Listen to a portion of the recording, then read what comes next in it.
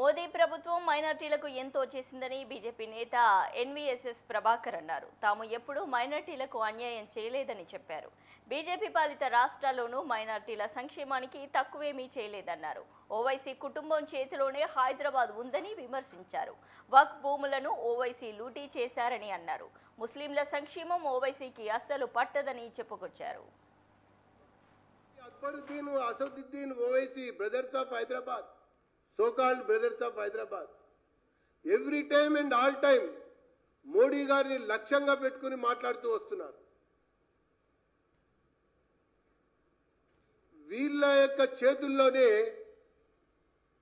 హైదరాబాద్ లోక్సభ, అంటే వీళ్ళ కుటుంబ సభ్యుల యొక్క చేతిలోనే సుల్తాన్ సలావుద్దీన్ ఓవైసీ, అట్లాగే అసదుద్దీన్ ఓవైసీ, దాంతోపాటు వీళ్ళ ముత్తాత వాహిద్ ఓవైసీ అప్పటి నుంచి ఇప్పటి వరకు కూడా 50 సంవత్సరాల పాటు పాత నగరం రాజకీయాలను నడుపుతున్నటువంటి నాయకులు ఈ కుటుంబం వాళ్ళే, ఈ పరివారికి సంబంధించినటువంటి వ్యక్తులే.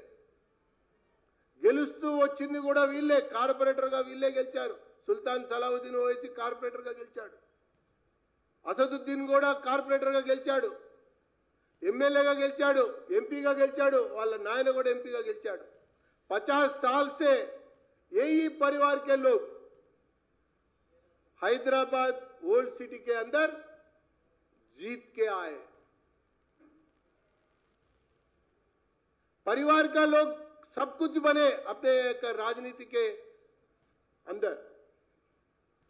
మరి వీళ్ళ పాలన పరిపాలనలో, వీళ్ళ యొక్క నాయకత్వంలో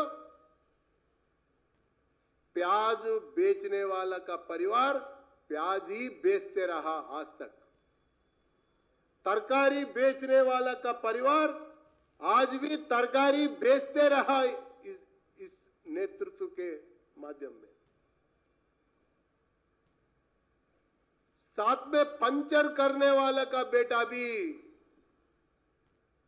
पंचर ही करता रहा उनका जीवन के लिए.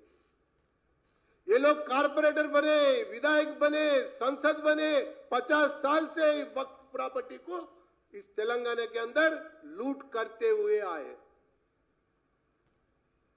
एक और लाठी हाथ में रखना, दूसरा ओर वक्फ का लैंड को लूटी करते चलना है.